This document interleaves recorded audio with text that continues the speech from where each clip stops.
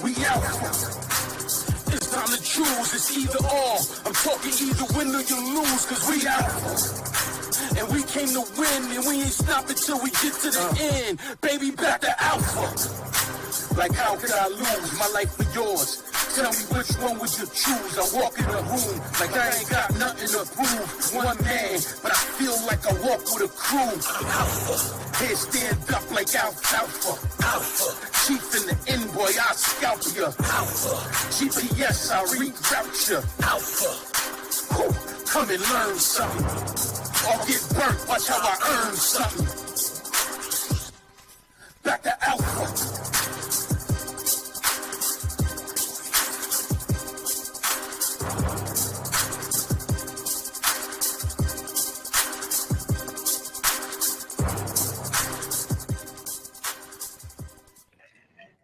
Welcome, guys. Welcome to Beyond Barriers. I am your host, Craig Coles. And before I even get started, there's several things I have to say. We have a hot topic today that's going to really jump off. And for you guys who don't know what jump off means, it means it's about to be explosive. That's what that means, okay? So, one, I want to do this. My intro has changed since last week.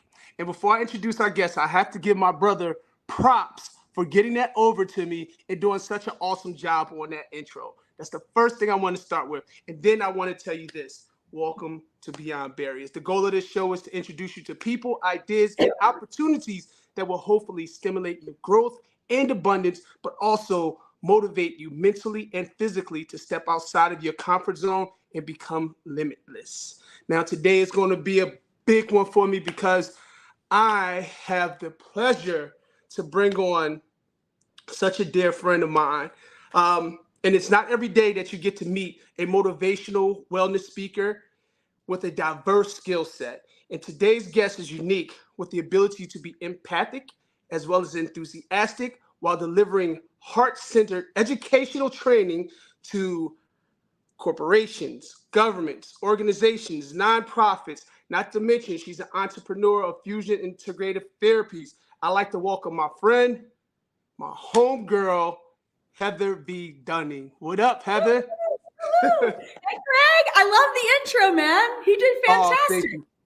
Thank you, God, sister. it was so Thank good. you. I was jamming. Oh, man, I love it too. So today, I wanted to bring you on to this show today because Beyond Barriers is because you and I have countless conversations about thinking outside of the box, understanding what joy is, just living this life to its fucking max. And I love your attitude and the way you approach life. So it was so fitting that once I started this show, that I bring someone on such as yourself, because I know somewhere in this universe, we are from the same tribe. I know it for sure. Craig, I'm so happy to be here. And I'll be honest, I was thinking in the car ride this morning that, over the decade that I've known you, man, it's been so beautiful to watch you not only grow in your community, watch you grow in your body, watch you grow in your entrepreneurship, and watch you help other people grow too. It's a pleasure for me to be here. Thank you. Oh, you're awesome. Thank you, sister. So let's jump right into this, Heather. I know we could pick 1,000 things to talk about, but one of the things I want to ask you about first is what made you when did you find yourself? When did you find out that you were empathic? When did you find out that you had these beautiful gifts and was able to help people change their lives and convey them into something greater than what they've been? When did you find this out? That's a really great question, Craig. My honest answer is when I was little, like 5, 6, 7, I knew then. Then, though, I was in a situation where the world was in a much different place. And when I would attempt to share what I was feeling or share what I was noticing, sometimes people weren't always receptive. So I shut those gifts down like so many empaths do to survive this world. But in truth, when I stumbled onto the wellness path and became a massage therapist back in 2000, it busted those gifts wide open. And it gave me an opportunity to rediscover not only what I was born with, but the willingness and the courage to share it and not keep shutting it down, and then be able to help so many other people do the same with similar intuition. So if I'm hearing you right, you knew you had something going on different than everyone else, right? Because you're a G, right? So you're gonna have something different than everyone else.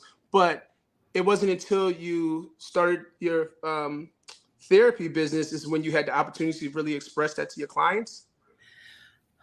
I have a belief system where I truly feel that each and every one of us, humans in general, are born with empathic abilities. We are sponges in our basic body structure, and we pick up on the environment that we live in and that we visit. You know it, I know it. Are some people born with a little bit more or a little bit stronger, or it's that nature versus nurture? It's the same with muscles. How many Right. times have you met somebody that was just born with like muscles? I remember knowing a 7-year-old kid that was all muscled out. He didn't lift a weight. He didn't really do anything. He was literally just born that way. So he had this Yeah. base muscle that not every kid had. And when he started working out, it was easier for him to build. So is it easier for some to manage and migrate around it? Sure. But does everyone have it? Absolutely. And learning how to work with our own sensitivities in a world that is not always sensitive to the sensitivities is Wow. the gift that all of us need right now, mentally, physically, emotionally, energetically. So no, that's totally makes the most sense. If you don't, we all have a gift. We all built with this blueprint, and if we don't utilize or take advantage of our blueprint, then it kind of just fades away. But we all have it, is what you're saying, Absolutely. and you just learned how to just kind of put practice into it and just make it part of your everyday life. And isn't How does working it, out like that for you too? Like, isn't it a lifestyle for you, working your body out? it is? I believe that we all have to have. I always, I mean, I could go really far on this topic, but for me, I think we have to have routines, we have to have habits, we have to have rituals. And I think when you have those routines, habits, and rituals, it just borns whatever is natural about you, right? Or you can create whatever it is you desire by just putting those three factors in place. A routine. This is what I do. I work out. I don't put that away. I don't. My health is number one. My ritual. When I wake up in the morning, I have something I do. I don't care what the day is. This is what I'm going to do, and then my routine. So no, I think if you do practice those type of things, then yeah, I guess if you are empathic, you can really bring that to the forefront. So yeah. So how does that affect you?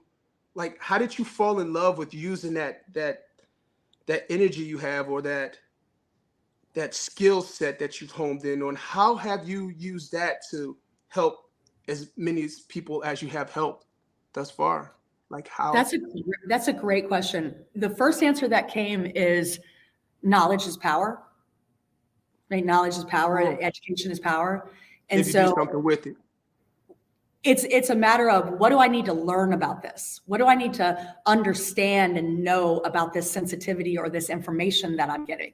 We live in a world right now where most humans around the globe, because I get the opportunity to speak to other cultures and countries as well. And the thing that I've noticed is that we're all a bit exhausted.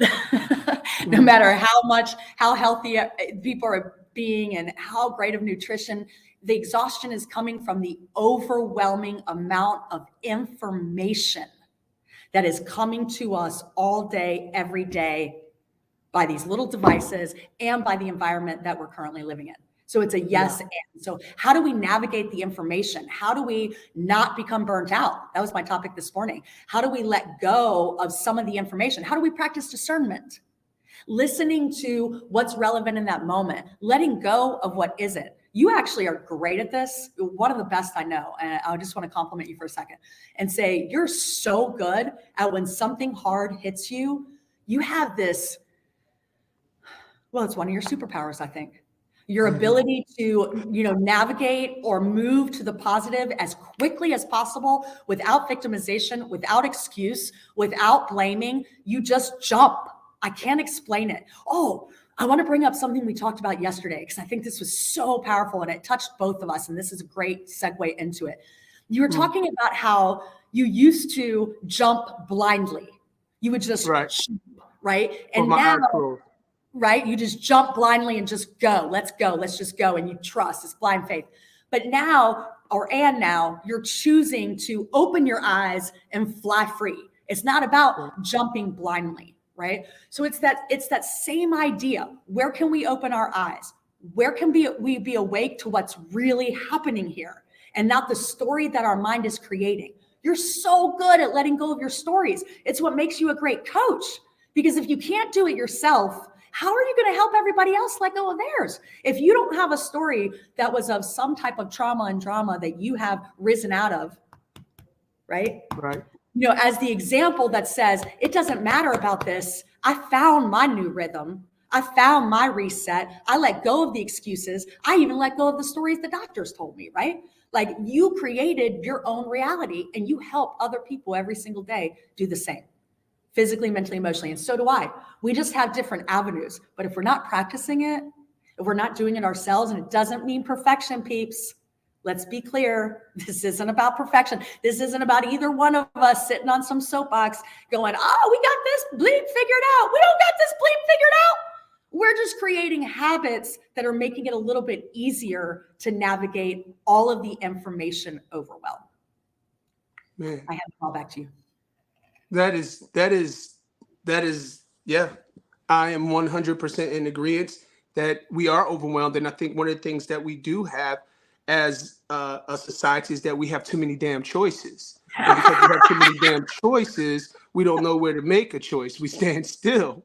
So paralysis by analysis. Paralysis.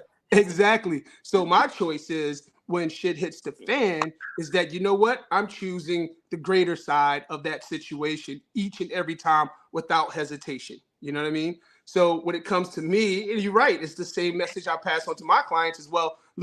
Very well said by you, but it's the same concept. Like, we can either stew in this, or we could go and create what we desire, you know? And so I love the way you come at your clients and the opportunity. I think also what I want to compliment you on too is this. 1,000 things to compliment you on, but this is what I want to say. Like, there is no better way to be coached while you are being soothed, while you are messing with their nervous system through touch. I know you do sound bowl. I know you do all of these things, and on top of this, you're able to speak so well to life. Tell me about joy. What's your concept of joy? Like, and what do you think about joy? That's a great question. I answer it like this. We focus a lot on the word happiness. What I want people to be able to take away today, even if this is the only thing you take away, is the main difference between happiness and joy state. So happiness is really dependent on our preference. Did it go our way? Did it happen the way we plan? Is it what we like? It's our preference, our comfort, right? Joy is our essence, our being, our birthright. It's the thing you don't actually have to work for per se. You might have to work in your life to open up the channels to receive or be receptive to joy, but joy in and of itself is a state of being. Happiness is almost a doing. Joy is a being. Think of joy as the whole ocean. Happiness is the waves in the ocean. And today, in these sessions, I know Craig and I talk about building a boogie board. Like, what do you need to ride the waves of your life to not get so stuck in that, in and out of the wave itself? You're the ocean. Joy. I'm sitting on my porch the other day. A hummingbird comes. I'm just sitting there. I'm just breathing in. I'm doing my 10 minutes of breathing in nature. I'm chilling. I don't have my cell phone with me. I'm just present. I'm just present. I'm listening. Sometimes I close my eyes. Sometimes I open my eyes. I'm practicing mindfulness. This little hummingbird comes over, sweetest little thing, joy. A hawk comes and flies from a tree right on my step, looks at me, flies back to his tree, continues to look at me, clearly tells me, I hear you, I see you, right? He wasn't hunting, or she or he wasn't hunting. They were connecting. But we're so busy that we miss these joy moments that we don't even have to work for. You don't have to work for joy. If you're working for joy, you're missing it. You're already missing it. You're wearing yourself out. It becomes elusive. It's allow it. Here's one tip.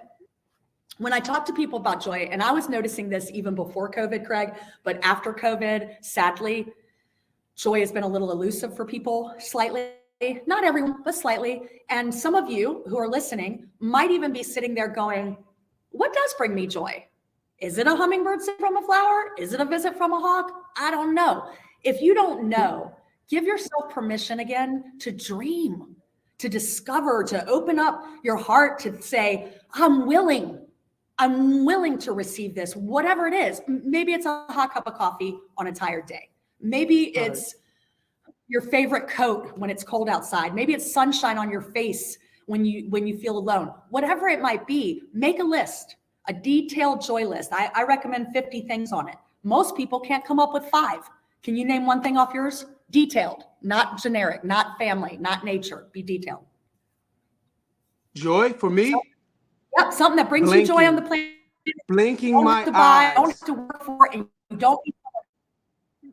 Say it one more time. Blinking my eyes, hearing my breath, smelling, just being present, just being here, knowing that I am not here, just understanding that although I'm in this world, I'm not of this world, knowing that I am limitless, knowing that I am fearless, knowing that I fly with my eyes open.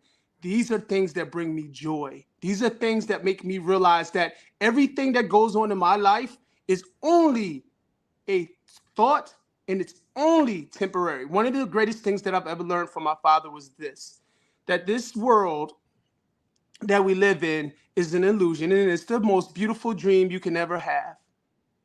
But you have to be willing to dream it. You know what I mean? And people aren't willing to dream it because they allow people to steal their dreams. So joy for me is just knowing the fact that I am because I am. That right there alone is my joy. It is because I am. I get it. Does the tree make noise when it falls? If I didn't witness it, it's not my concern. It's not. My concern is my health, my love, my just embracing of myself. So when you ask what brings me joy, I could go forever. But I 100% agree that people get away from joy. And, that whole theory of, stop and smell the roses, it never was more prominent until right now, until I heard you say what you said. I understand what it means when it says now, stop and smell the roses. I had theories, but now you made it really hit hard for me. So I will stop forever. I will lay down by them bitches and just smell them until I will lay down by them. If you ride by one day and you see me laying down by some roses, you know he's enjoying it. I'm laying down with you. What are we looking at? I want to say that was awesome. I want to say this to you. I have witnessed and heard, like not in person, but just witnessed from your speaking, how much you love your father. And I just want to say that I think actually knowing you well enough to know that one of the places you get joy is in your relationship with him. And I want to say again to the audience out there, everybody's got different parents and everybody has a different childhood. We all got little traumas, big, little, and everything in between. And it's okay. We see what you're packing, even if we don't see it. We see you and your human experience. In that same breath, it doesn't matter if you have a father like Craig's. What does matter is that you know who your person is, or you know who your people are, the ones that you do feel joy from, when you just get a text from them, when you have an intimate conversation with them, when you walk on the beach with them, whatever it might be, when you just sit thinking about their face. Every time he mentions his father's name, his whole entire body lights up like a Christmas tree just at the thought of that man. Who is that person for you? If you're having trouble figuring out your hummingbird from a flower or your hawk visit, who are your people that bring joy? What are your places on the planet that bring joy? The ocean is one for me. What's one for you, Craig? What's a place ocean. that you I love go? the water. I'm just coming back from Costa Rica. I can't wait to get back because the ocean life was so beautiful. It wasn't like a Virginia beach, just sand. It was like mountains and greenery, and it's just mind-boggling. So the water is just my thing. Water. And another thing that brings me joy, peace is I'm finding teaching myself to sit with myself, being okay with the bullshit that comes into my mind and allowing it to pass, and just to be able to defeat that. I shouldn't use the word defeat, but just to be able to recognize it and know that it's a part of a hardship of something that I'm trying to accomplish, that, controlling my thoughts, just to know that I'm going through that and knowing eventually I'm going to be freaking great at it brings me joy. It brings me joy. There's no rush to nothing now for me.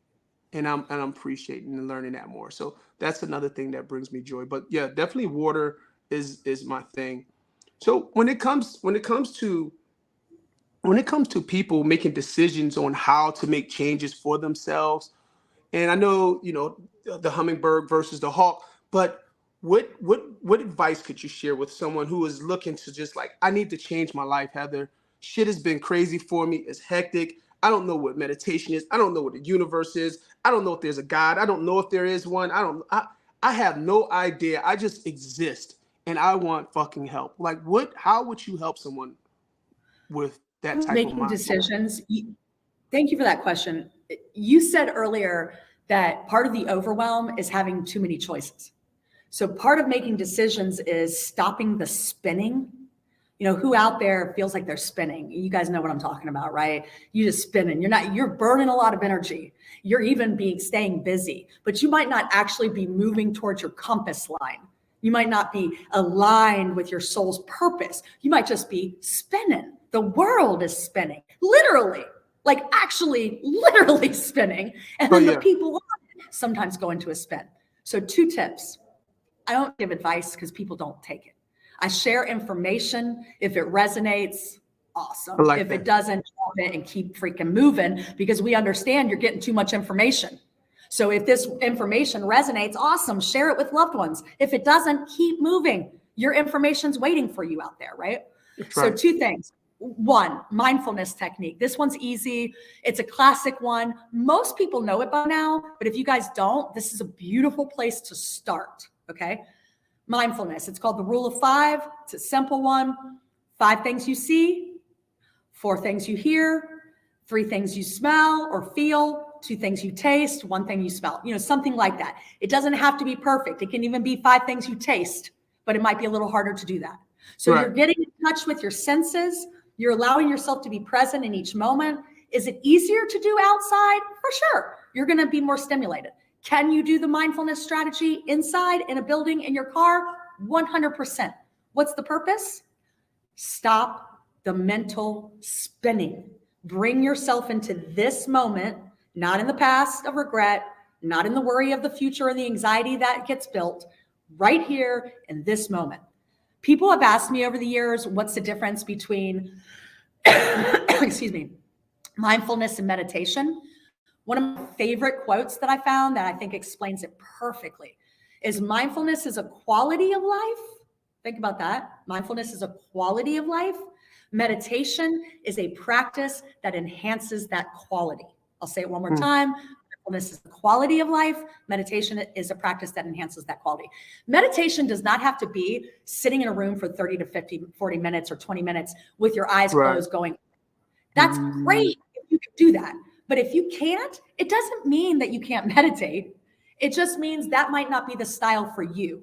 So the next time you're walking, the next time you're vacuuming, the next time you're washing dishes, dishing meditation is one of my absolute favorites. What does that look like? It's Craig, you remember the original movie Karate Kid, right? You remember wax on, wax off, paint the fence, wash the car. Right? And the guy was like, "You're not teaching me any karate."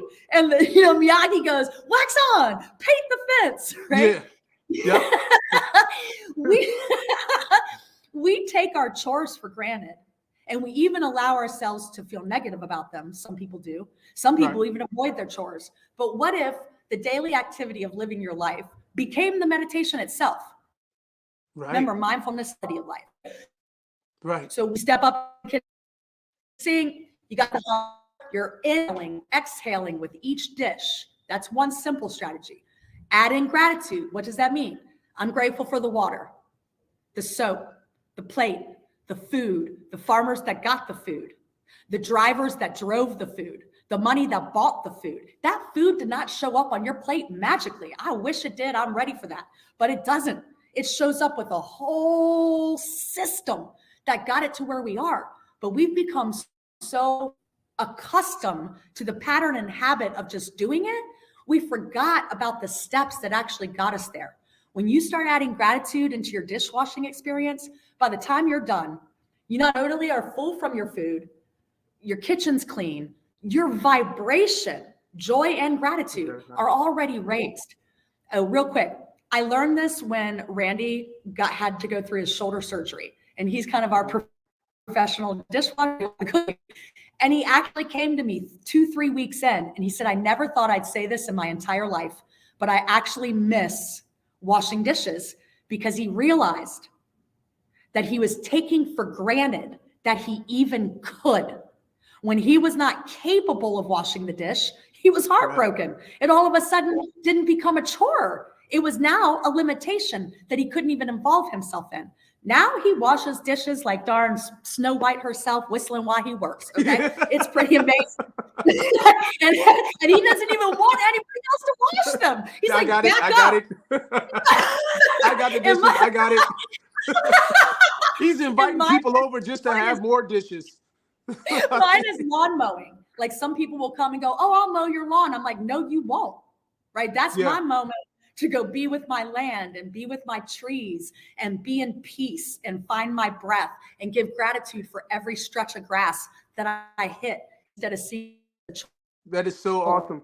You know, a lot of people get mixed up with meditation. I hear a lot of people using the word meditation constantly. Like, I'm going to meditate, as if it's something. One of the things that I really agree with, meditation is just a practice to get to a mindfulness, right? And so when being in meditation, a lot of people struggle with staying still. They haven't trained themselves to stop and stay still. And can you explain why you think that is? I know I have thousands of reasons why I know why people can't stay still. But what is your take on that? Not knowing how to stay still and just be. I had this beautiful sharing from an audience member today, and they were talking about what stands in the way of their sleep. And they were saying how, they use TV and various different things to distract themselves late at night. And I said, why? What is it? Not why. What is it you're getting from that? And they said, well, the distraction helps me to avoid the very thoughts that are stopping me from sleeping. So they become distracted just so they can rest, right? There's an addiction right now, and I say it with love and kindness, to busyness. There's an addiction to busyness. So in stillness, your stuff comes up. Your stuff comes up. You can't run. You can't hide. You can't distract. You have to sit in it. Craig told me years ago something that it maybe took me years to really come into, even though I tell people this. And I still needed to hear it many, many times from a dear friend to really begin to understand. He reminded me that sometimes we don't want to feel the grief. We don't want to feel the anger. So we run and we run and we run from it. But the truth is, the only way to go through it, to really get to the other side, is to freaking sit in it, man. To sit right down in it. And as uncomfortable it is, you will get to the other side much quicker. Studies show much quicker if you just sit, receive it, feel it, then release. But what we do is we start to feel it, the discomforts, all the things we don't want to see, and then we distract. And in that distraction, we stay busy. And in the silence, we get real clear. It's funny. And another great thing that my father had shared with me before, and yes, I do, just piggybacking off of what you said a little while ago about my dad is a monumental part of my life. And I really like that guy. He's a real G. He's taught me a lot about being a man, including mistakes and everything. So yeah, but one of the things he told me is that forgiveness. Yes. One of the things that I've always used as a something to stay mindful with is that you are perfection. And the only reason you believe that you aren't perfection is because you compare it to someone else. So therefore, it taints your idea of yourself, your ideology of yourself. And if you could look at life like the sky is always blue. It's always perfect. Even though it may seem hazy, it's always perfect. And the clouds that's in the sky are nothing but thoughts. And everything passes. all clouds pass. But the problem is that we like to hold on to a cloud and run with it. And so therefore we use distractions to not think of how we anchor to that cloud. But if we just sit with ourselves for some time and allow that cloud to pass and be okay with what that cloud has brought upon you or what you have brought upon yourself within that cloud, that it will pass. Because there's one thing for sure that I can guarantee every listener this, is that everything passes. Everything. There's not nothing that doesn't, from your thoughts to your age, your height, your weight. Every is not nothing. There's nothing that's forever but you. So with that being said, every situation moves. So yeah, I'm with you on that, Heather. Look, I would love to talk more and stay on there. We're gonna have to do a part 2, Heather, because I'm just getting warmed up and I'm really loving your energy, your flow. I love what you have to say. Oh gosh, I love the way you articulate the things you just say. You just make me like one of the things that I love about talking or conversing with you is that every time we converse, it's like I learn shit from you. And I know that you're learning. I know that you're not too proud. You don't have pride, and you would say this. The things you tell these listeners, you actually listen to yourself because you learning as you talk as well. It's not you just talking to someone. These are things that you practice, you figuring out that you could be stronger in as well. And that's what I love about you. You know, you don't come on here like, oh, I just got my shit all together and this is this. And, I love it. I love our mistakes. I love it. I love it. I love it. So, Heather, let me ask you this. Where could my listeners follow you at? How can they find you? How can, I don't know if you want to give out your phone number. I don't think that's right. Whatever you want to do. But you ready? You might get some other calls because you're looking really good over there too. I need to let you know. So it's really easy. It's my name. You guys see it in print right here. I made it super easy on you. It's www.heatherv as in Victoria Dunning.com. There's information on there, and I'll leave you on this. One of the messages of my website right now is tune out, tune in, tune up, right? Like that's the message. The tune out, it's different for everyone. Tune out the noise, tune out the static, tune out the self-doubt, tune out the fear. What's tune in? Tune into self, tune into your joy list, tune into your patience, tune into your rest, tune into your nutrition. What's tune up? Tune up your life, tune up your dreams, tune up your relationships, tune up your health. It's for everyone, but it's about finding the customized version of what those definitions are for you. Where are you? Where do you want to be? How are you going to get there? Stop judging yourself. We love you. It's time for you to love you. I love it. Guys, I want to thank you today. Well, more importantly, Heather, I want to thank you for just coming on the show and sharing your knowledge, your love, your energy.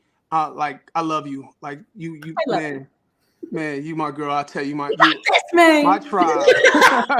So that being said, guys, that's going to be the end of our show today. The show is powered by Back to Alpha, turning humans into phenomenal beings. If you're ready to take your life to another level, please, reach out to us, Back to Alpha. My IG is only one Craig Coles, or you can find me at www.backtoalpha.com. And please, guys, hit my girl Heather up. She will change your life as well. We are both in this game to teach people how to be limitless in this lifetime, and she is definitely in the co-pilot seat with me, and I'm in her co-pilot seat. However we could get it done, let's make it happen, guys. Thank you guys for listening to this show. Thanks for having me. Thanks for having me. He's the best trainer I know, people. Mentally, physically, emotionally. You got this. Thank you. All righty. We out.